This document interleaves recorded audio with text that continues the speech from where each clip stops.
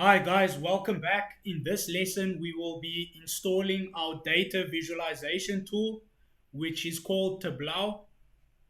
Okay, so we'll be using the Tableau desktop version, which is available as a trial version. So I'm currently using the trial version. So we can just download and install that.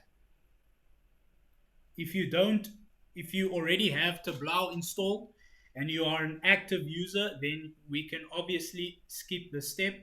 So let's open up our web browser, and then in our search we type in Tableau download.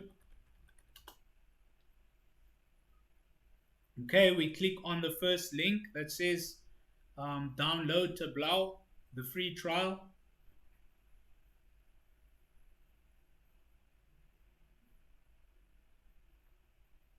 Okay, then we can select try Tableau for free. So basically what will happen is that you will be prompted with a form that you need to fill in, which is your details, email, etc. So just fill in that form and then download Tableau. The installation is also easy. It's just clicking next all the time until Tableau has been installed. So this is a very quick video to do that. So I already have Tableau installed, right? So that will be it for this video. I'll see you guys in the next one.